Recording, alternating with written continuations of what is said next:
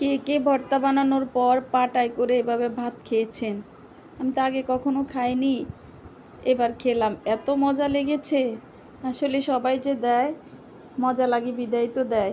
আমি আজকে একটা ভর্তা বানাবো, তার রেসিপি আপনাদের সাথে শেয়ার করতেছি। এই যে লাউয়ের খোসার ভর্তা বানাবো। এখানে আমি নিয়েছি লাউয়ের খোসা, ধনিয়া পাতা, চিংড়ি মাছ, রসুন, কাঁচামরিচ। এই তো যা যা লাগবে আমি এখন একে একে করে সবগুলো পিষে নিচ্ছি পাটায়। পাটায় বাটলে এটা সবচেয়ে বেশি মজার হয়। সবগুলো আমি একসাথে এখন একটা একটা করে পাটায় পিষে নেব। এখন চিংড়ি মাছগুলো দিচ্ছি। চিংড়ি মাছগুলো ভালোভাবে পিষা লাগবে, তার জন্যই আলাদা করে দিচ্ছি।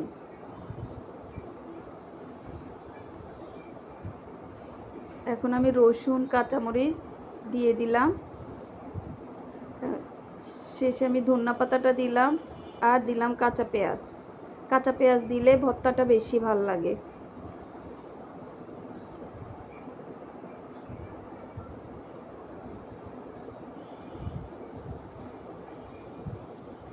কে কে আপনারা লাউয়ের খোসা দিয়ে এরকম ভর্তা বানিয়ে খেয়েছেন কমেন্টে জানাবেন।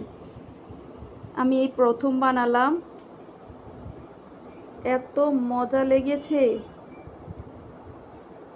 কি বলবো আপনাদের সাথে। আপনারাও ট্রাই করে দেখতে পারেন, আপনাদের কাছেও হয়তো ভালো লাগতে পারে। এই যে আমার ভর্তাটা প্রায় রেডি। আসসালামু আলাইকুম, সবাই ভালো